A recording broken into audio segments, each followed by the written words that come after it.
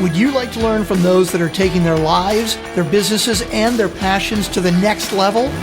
Best-selling author of Speakeasy and master connector Lou Diamond is here to connect you to some of the most inspiring and amazing people on this planet. Get ready to thrive loud with Lou Diamond.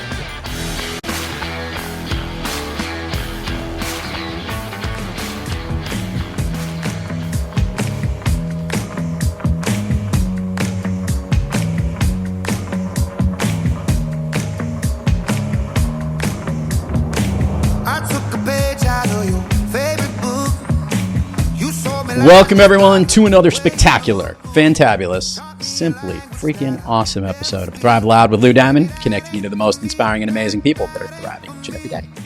I'm your host, Lou Diamond, and today on Thrive Loud, we have someone that has revolutionized the self-help industry with her no BS approach.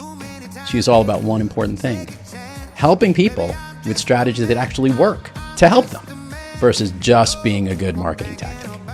She speaks the currency of connection, folks, by simply helping people transform their relationships with themselves and others. Thrive Loud listeners, I've got her here. The anti-therapist is on Thrive Loud. I bring you Diana Mandell. Diana, welcome to Thrive Loud. Thank you for having me. I'm excited to have you here. I got a chance to meet you not even a month ago, only a few weeks ago, and it feels like years I've known you. This is the real deal, listeners and viewers. This is somebody who's basically doing all the stuff that we all wish we had. And I want to do a little rewind. I love to not go all the way back to the womb, but I want to go back as far as I need to, Diana, to help the listeners understand how this anti-therapist thing became your gig. Yeah, it's a long story, but we'll keep it a bit shorter. So I saved a girl's life from suicide when I was 10. And I think it took a couple years for me to realize that that is probably not normal. So that was one piece of it, where there's definitely an intuitive part of me. I was nicknamed the therapist in high school. I was definitely the go-to person, even from strangers, that would come up to me and say, "My friend said that you are the person to go to." And then even to this day, people will meet me for the first time, kind of pour their heart out and say, "I don't even know why I just told you that." So there's definitely, something intuitive there. And I do think, as much as it's corny to say, that this profession chose me. So that's one piece of it. And then I was a total shit magnet in my 20s in dating.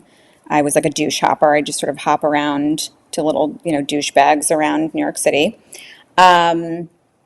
And I had a really tough time with therapy. I started in high school.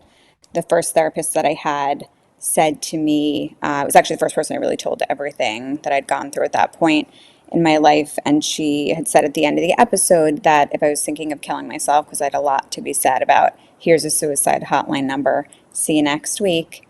And it didn't get much better than that throughout my teens and 20s. And I got to a very rock bottom moment where I trusted the wrong person and ended up in a relationship with a guy where I lost my business, my money, my apartment. I mean, all the things, everything. And I decided to become my own client. And it's not that I thought it was a good thing to do or a good idea. I just didn't know what else to do.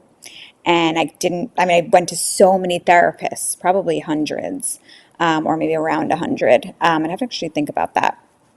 But I've seen a ton, and one was worse than the next for a million different reasons. And I went to school to become a psychotherapist. So I'm like, if I can help other people, let me try to help myself. So I became my own client, which again sounds a little strange, and it was a little strange. But I still do that sometimes. I'm like, yep, I need a little pick-me-up, like we're running back to the 1.0 Diana. And I changed my entire life. And it actually became a huge jumping off point to doing what I do. I became so much better at what I do because I've been in the trenches with my clients. I got myself out of a really bad place. And all the action steps that I gave, let's say myself, I at one point gave one action step to one of my clients randomly. I had no intention of ever sharing it because I thought it was just something I did for myself. I don't know, why would anyone else care about it? And she's like, where the hell have you been hiding this? And I'm like, what do you mean? And she's like, this is brilliant. And I'm like, it is? And she's like, it is. And I'm like, I don't know. And so I started to just sort of give some more action steps. Were like, is there a thing to this? So I gave out my action steps to clients, and now I make them, most of them, I'll say, a requirement. And even just those action steps alone, the discipline, the accountability, and doing it over and over makes a huge difference. So, Diana, I'm not going to throw every single person who's ever taken their own therapy through a therapist and say that they're all terrible. And I know that the intentions of many of these therapists are to try to help people. I think that is at the core of what they're about. What is different about the way that you're anti-theraping others versus what therapists are doing so we can help distinguish the two? Sure. A lot of things. So, a therapeutic hour is 45 minutes a week. Spending 45 minutes a week doing much of anything is not going to do much. If you want to lose 50 pounds, no physical trainer is going to tell you that going to the gym for 45 minutes a week is going to get you that body that you want. So that's one piece. So in my coaching, you can reach out to me every single day through text and or audio. We have 55 minutes a week that we meet each other, and there's accountability markers. So if you go dark for, let's say, 2 or 3 days, I'm checking in. You have to send your action steps to me. I have that with a lot of my clients because most people, do need accountability. So there's that piece that comes into play.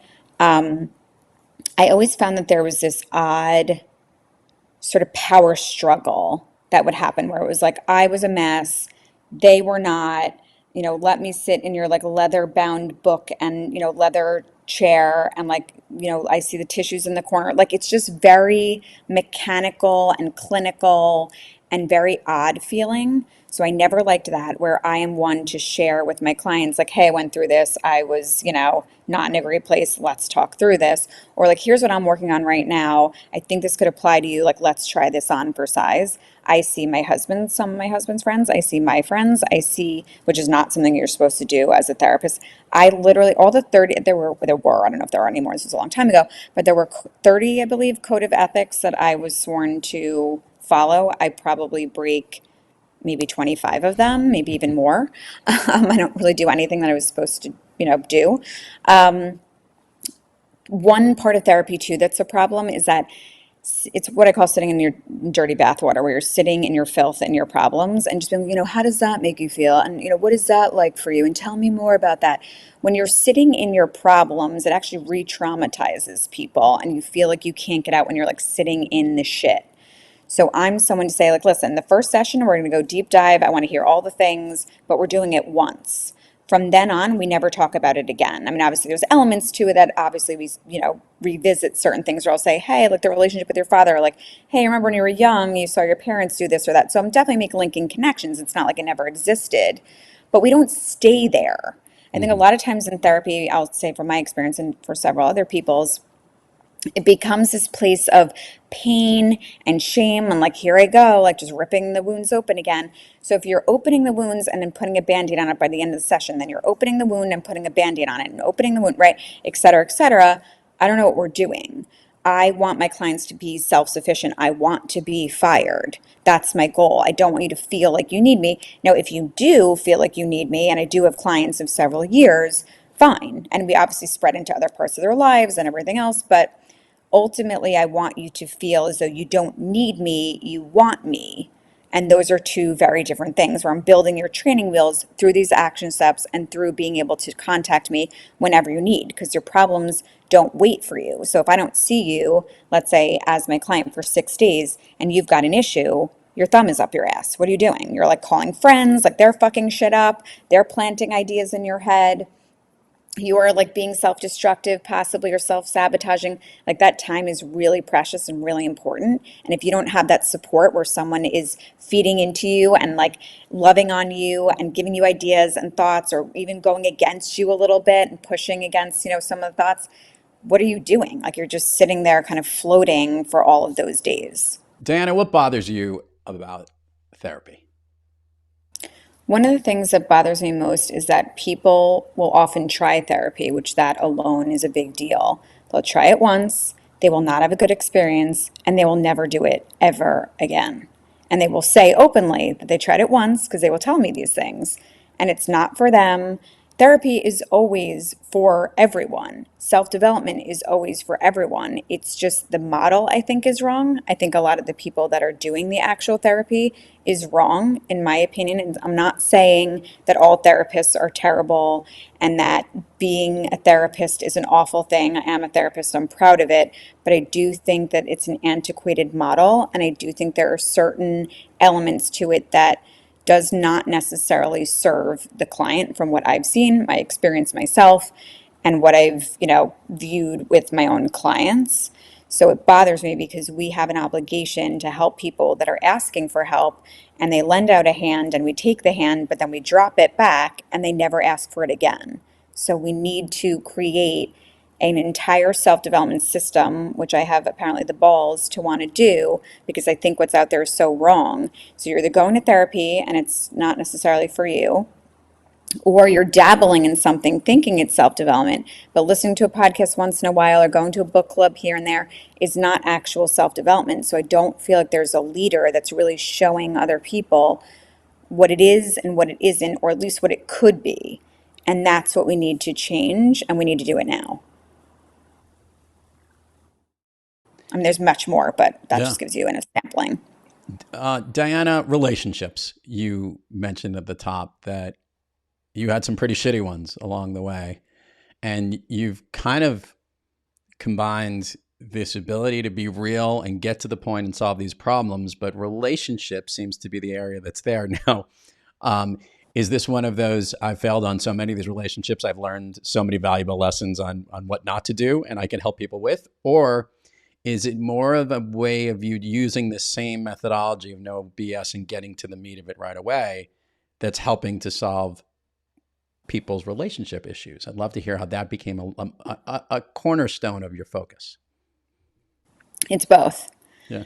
And one thing that I think led me to this is not even just my own shit situation. It's also seeing that I had some trauma growing up, but my parents' relationship was quite wonderful and unique. And obviously, growing up, whatever you see or get is what you think is normal, whether it actually is or not. So I assumed that this is what everyone else grew up with as well.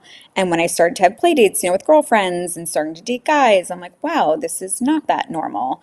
So I want to normalize something that is not very normal. And we don't learn these things. Like there's a lot of shame in thinking we should know how to have relationships with other people and not just romantically, but we don't. Again, there's no education, there's no learning, there's no calling out your behavior and our wounds, which we all have of different sizes and shapes. When we don't work on them, when we don't work on ourselves, we bleed all over other people, specifically in our romantic relationships, because that's when we're most intimate, obviously. So it becomes an issue and we don't realize it. And people ask me, what's the biggest issue or concern that you see in the dating and relationship space? It's always a question I'm asked. It's not necessarily, it used to be wounds, which is a big part of it because we have no idea how we come across or the patterning, why we choose certain things, how we show up, etc. But it's deeper than that. It's self-awareness. Because if you don't have self-awareness, you don't even know that your wounds are, open and festering and creating problems for anyone and everyone else. And interestingly, studies have been done that shows that 10% of us are self-aware. And I don't even know what that 10% even constitutes. So even that could possibly be questioned. But we think to ourselves for easy numbers, like I'm 40, I've been in my body for 40 years. Of course I know myself, but you don't. And you don't see how other people's experience of you is like. So it becomes very funky. And people say, well, I don't care what other people think, right? Like that's the next thing people say. I'm not talking about the haters and the Karens and all of those people. I'm talking about the people that are closest in your circle. You better fucking care because it's your job to care. Because these are the people that are closest around you, whether it's your business partners, it's your best friends, it's your actual partner, it's your kids, it's your parents, whatever it is. And it's made of all of these people.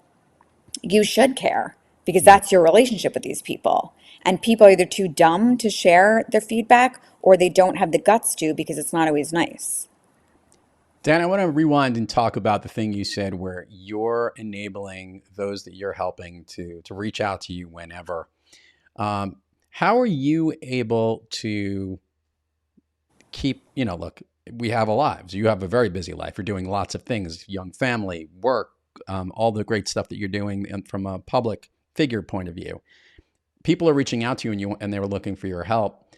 How do you distance yourself from being affected from it? Because you're going to build these connections from people, or maybe the point is you want to maintain those connections, but I'd imagine there has to be a threshold on how you balance this boundary between them being able to access you whenever. I've actually asked this recently. I don't even know why, but I have this ability to be able to separate very well. And it's interesting because I'm actually a very sensitive person and I do take my clients' well-being and the things that they're doing and what they're working on and what they're concerned about to heart. I mean, tremendously. And that's another thing. One of the ways that makes me very genuine and accessible to people is that I do take in more than I should. And, I don't have that sort of standout kind of like, this is your problem, this is my problem. In these 45 minutes, I care, but other than that, it's not really going to happen because I talk to my clients so often. I mean, I think of a lot of them like family. I mean, I have to care about you. I have to really want to root for you. I over deliver, but it never feels like taxing. I don't have to sort of have that divide. I'm very good at sort of turning it on and turning it off, but I don't actually have to physically do it, if that makes sense. Like I don't have to Yeah. sit there. A lot of therapists need to sit there and be like, okay, hold on. Like I'm gonna go out to dinner with my husband. Like I gotta like get rid of this. I gotta like hold, sort of park it. I don't do that. I don't know why, but it doesn't bleed in. I think because a lot of what I do is so empowering. It doesn't feel so depressing. It Mhm. actually lifts me up and makes me feel fulfilled. Like without this, I don't know what I would be doing. Like it feeds so much into my confidence and my soul, and it makes me better as a wife, as a parent, as a business person, as a friend. Like it just enhances all of it because I love what I do all day. And my clients can reach out to me in the evenings, on the weekends. Like I don't have a day off, but I also don't have that coaching fatigue that other people do. Like this is legitimately what I was meant to do. Hmm. And to me, that shows that because I've never gotten exhausted by it. The back end annoys the shit out of me. That exhausts me. That does not light up my fire. But when it comes to the front end, like I love my clients. I meet them. Like obviously, a lot of people come into New York.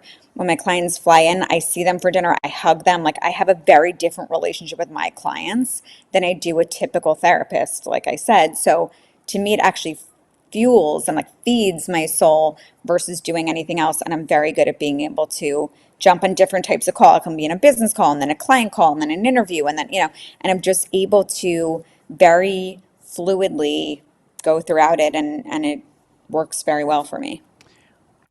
I know this is going to be an unanswerable question, but I want to get your take on it. And that is, why has everything you said about therapy, I used to have this par parameter, if you would. Um, so that if you were an athlete, let's say you were a skier, and as a skier, you went down the hill and you broke your legs. Okay. So you were in a wheelchair and you couldn't walk. The first stage of you getting out of that wheelchair is therapy, getting you back to par, where therapy is trying to heal your broken legs. And there are certain exercises and things that you need to do. But once you get back to par and you're able to get back on the slopes again, and now you want to go compete in that race, coaching enables you to take it to that championship level where it isn't just I'm skiing anymore, I'm skiing to win. Using this type of analogy, because I do agree with you with a lot of the things and the experiences you've had with therapists, that it seems like they haven't figured out that there's a humanity issue, specifically when it's dealing with issues of the heart, the mind, the soul, for all the things that are there. Is the anti-therapy approach some meld between some ideas of therapy and coaching? 100%. I'm kind of like a million people in one. I'm a friend, I'm a mentor, I'm a therapist, I'm a life coach, I'm a relationship expert, I am a dating expert. You get a lot of things with me, which is nice, and I pull out whatever card or title that I need to in any given situation, depending on what is in front of me. And I don't necessarily need to like change hats and put a new one on and change hats, just like with the work-life balance type of thing. I don't ever need to switch it on and off purposefully. It just comes intuitively for me where I'm like, this is what I need to be tapping into and this is what I need to be doing to best serve my client in this exact moment.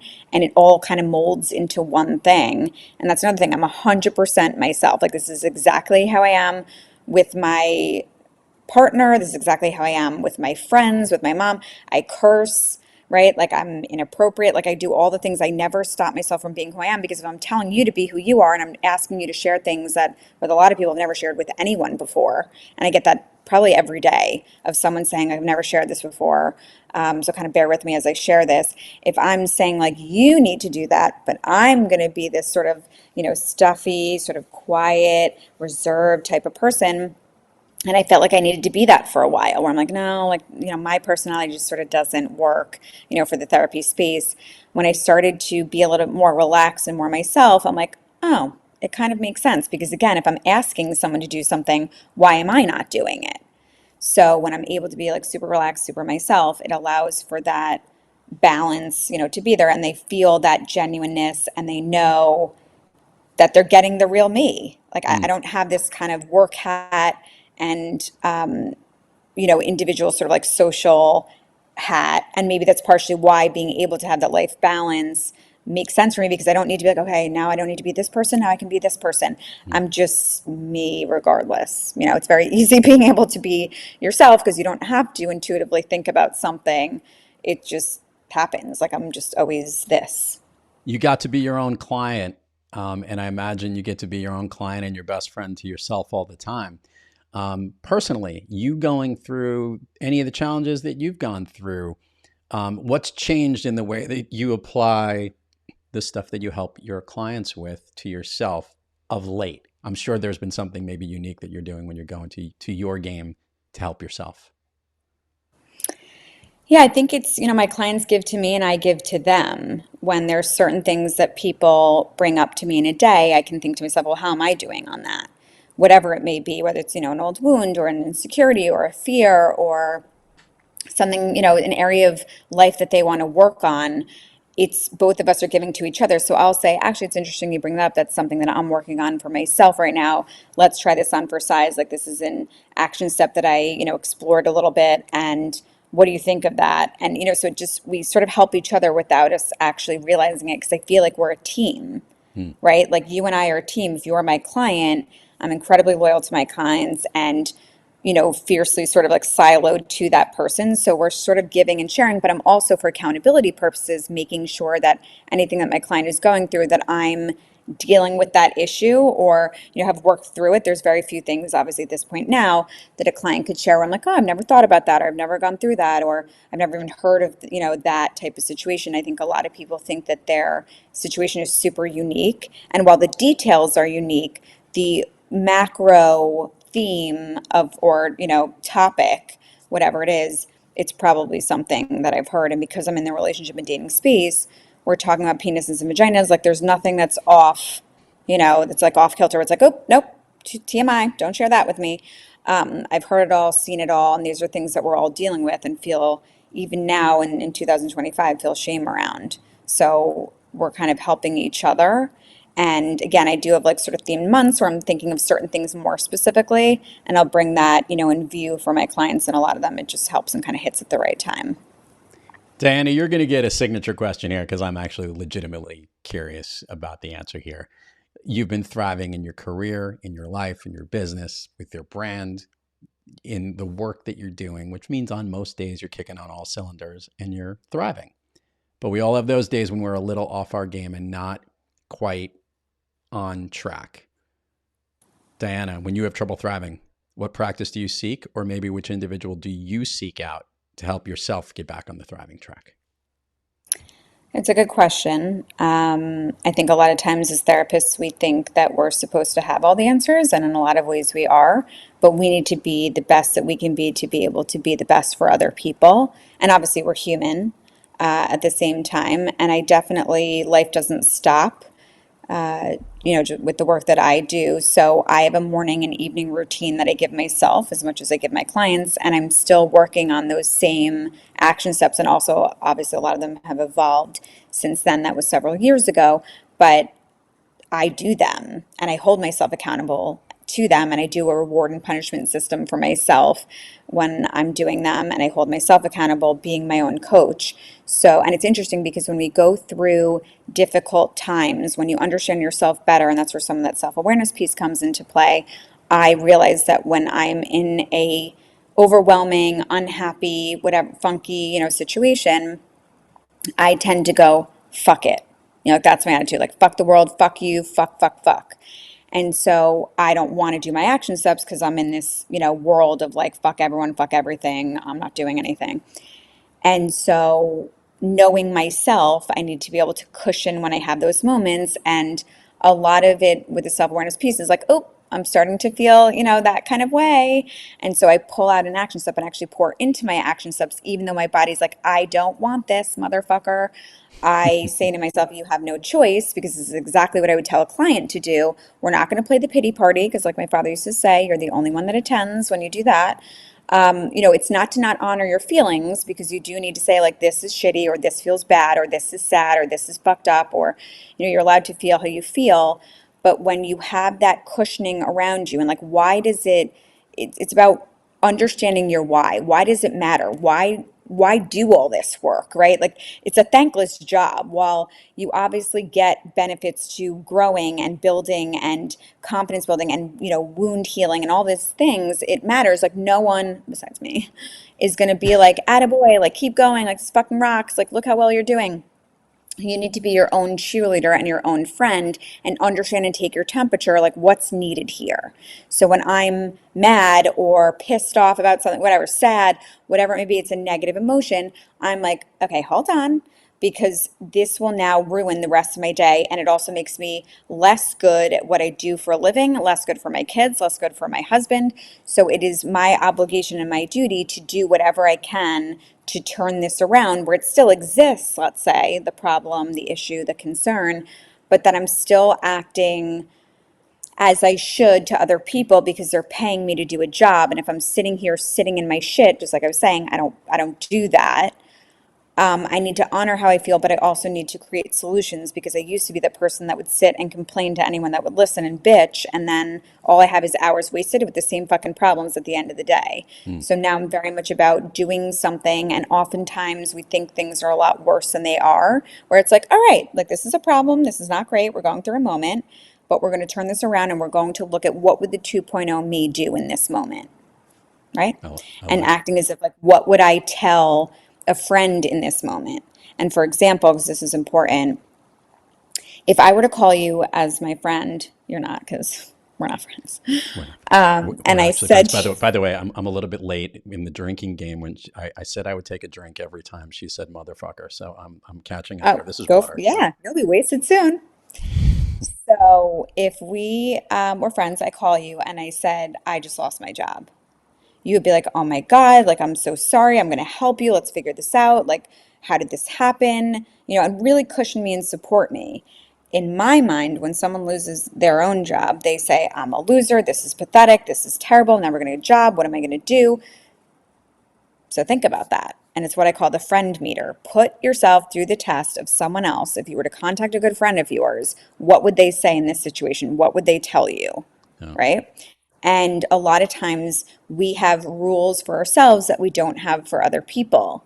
So it's like rules for thee, not rules for me. And it's like, well, hold on a second, because that doesn't really make sense. We're oftentimes our biggest critic. And when we take that inner voice and we shift it around, and it's not to say like, oh, this is wonderful news that you got laid off. This is fab. No, we're not doing that. But it's like, hey, this sucks, right? Like, this is not what we wanted. This came out of nowhere, but we're going to be okay. We're going to figure it out. We're going to do brick by brick. Today, we're just going to like eat ice cream, be in our pajamas, feel bad for ourselves, have that moment.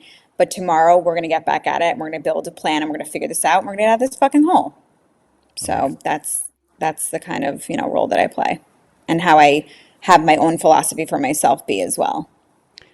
Let's do the admin part of the show before we go through an extended version of Fun Street with Diana. Diana, share with the listeners all the places people can find you, websites, URLs, social handles. We will put it in the show notes. It gets more engagement when they hear it from you.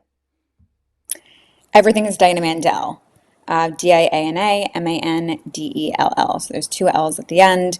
But Instagram is Diana Mandell. My website's Diana Mandell. It's all Diana Mandell. I'm most active on Instagram, so it probably makes sense to stalk me on there and find me on there. But everything is Diana Mandell. I'm already stalking her, listeners. Just let it be known. She's put a couple of blocks on me. I think I'm pretty sure. No, she won't do that. Well, at least until the interview's over. I probably would. That's true. So like, All get right. it all now. Yeah, get it all out now Just on the in case. show. Yeah, yeah. We weren't kidding, listeners. We do know each other. I appreciate what she does. I think this is like, we get a lot of pretenders out there, and rarely do we get them on this show. But when we get real contenders, this is one of them.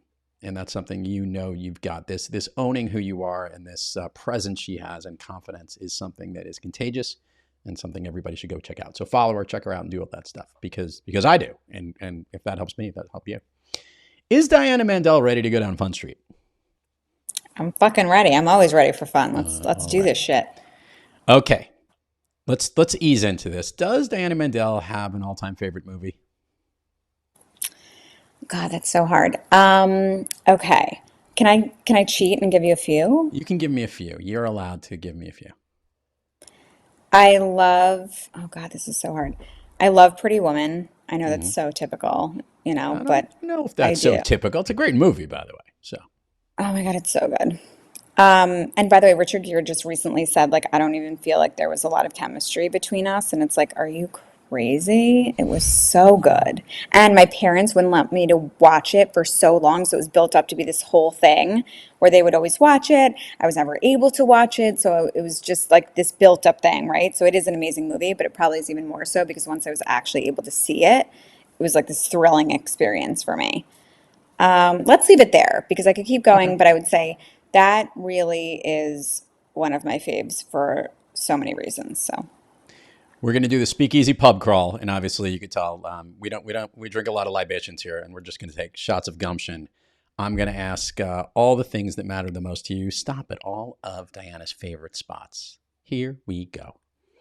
All right, Diana, of late, a song that you love to listen to, or one that's like your jam right now.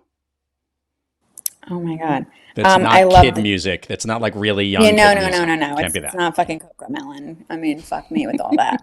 All right. Although it is in my head all the fucking time. It's miserable. Um, I would say The Door by Teddy Swims. I'm Oh, obsessed with yeah. him. To follow him when he was on YouTube. He looks totally different, by the way. And it was so funny because I heard his voice at one point and I was like, holy shit, why do I know that voice? And I'm seeing him and I'm like, I don't even know who that is. And then I'm like, Teddy Swims. I'm like, because I know that's him. And I'm like, holy shit. I mean, he just looks totally different. So if you want to laugh, because everyone knows who he is now, he's fucking insane. Look back to like, I Can't Make You Love Me, like all of his Oh. covers from years ago. He looks wildly different. So, but he's brilliant. I plug in Teddy Swims on Spotify, like when I want music just playing around the house, and it's an awesome mix. Go Spotify for putting together whatever sings around Teddy. It's really good stuff. And I do love The Door. It's a good tune. Favorite food that's not a dessert? Pasta. My father used to call me a pastavarian, 100%. Carb, nut, all the things. I've never met a piece of pasta, never shape, anything that I don't like, so I am not biased. It's all good. Favorite dessert? I would say probably a warm chocolate chip cookie. It can't be hard. It can't be, it's got to be like gooey and like to the point where like you kind of need a fork because you've got chocolate all over your hands. That fucking does it for me all day. An activity you wish you did more of? Gosh. I would love more time to like paint and draw. I'm like mediocre, but I wish I had more time. I did that a little bit during COVID, and it was just very therapeutic because obviously the whole world it was just sad. We were in New York, so we were like hit the hardest. We weren't like actually allowed to get out of our houses, so that was something that I loved and haven't really done since. And I'm not that good, by the way, so I don't think it'd ever amount to anything. but I love it and kind of secretly wish I were better at it. An activity you wish you did less of? Um, can it not be like an actual activity, but something that I do, Yeah, but not sure. like physically do? I wish that I worry less, though I've gotten better, but I That's worry an about act. everyone. That is where we're going on this question, but it is an Okay, activity, yeah. worrying. Yeah, no, we're stress Yeah, and I worry worry about less. everyone and everything and everyone that's important to me, though I've again gotten better. But I think as a mom, it kind of makes it worse. So it's kind of like I feed into it, I feed away from it, but it's really about just my love for people. A new activity, one you've recently tried that you like so much, you want everybody else to try. Um, I mean, self-development has been my life for so long, but it's such an important thing. I think everyone should be doing it. I doubled down on it. And like I said, I theme like certain months. And one thing that I do that I don't think self-development teaches as much, which has helped me a lot lately, it's kind of like, the way I do my skincare. People are like, your skin is so good. Why? It's the idea of like I will say to myself, what do I need right now? It's not like, oh, today is Thursday, so I need to be doing XYZ, right? And it's the same thing we do with a lot of things. We're just very habitual and robotic with things. I look at it's like, what do I need right now? Hmm. Right? Like, do I need encouragement? Do I need support? Do I need love? Do I need, you know, happiness? Do I need hopefulness? Like, what do I need right now? And what's coming up for me versus again just feeling mechanical like this is today so I'm going to do this, I guess. It's really about taking your own emotional temperature and understanding more so of what you need and then feeding that to yourself, but also trying to understand if possible where did it come from, what can I do about it, like what is all of this meaning. If you don't get stuck there, because if you don't know, you don't want to just allow that to kind of stop you. So try to explore it a little bit. But the biggest thing is to be able to create a cushioning for yourself. This is also where a lot of self-trust comes into play, self-respect, because no matter what you're doing or what's going on, that you're able to serve yourself in some way. Fill the need rather than the habit. I like that. I like that a lot. Lastly, if I could snap my fingers and Diana Mandell could be anywhere in the world, where is she? I am on a beach. I am in a bikini. Yeah. I'm sipping. Listen, I'm gonna go all in on this. Okay, go. I'm having a frozen strawberry daiquiri. Not much alcohol. I'm not actually a big drinker. I'll take like a little bit just to like, why not? Because I'm on vacation. And I have the people that I love the most around me where I get to handpick who that is. Some friends, some family, my husband, my kids, all the things. But my kids have a babysitter for part of this time. Come on. And I get to choose, like who's there for how long. And I just make it this like week long thing of just like good food, sun, not giving a shit about anything, and just having the people I love the most around me. Diana Mandell, the anti-therapist. She rocks. She's cool. And I'm so glad that you're here in this world and on today's show. Thank you so much for being here. Truly appreciate you. Thank you for having me. You got it. To all our listeners out there, thank you for joining us. Until next time, keep moving onward and upward. And remember, be brief, be bright, be gone. When I showed you the door, I don't want to lose you, baby, but I can't take this game no more. I thought it would kill me, but tonight I saved my life when I showed you the door.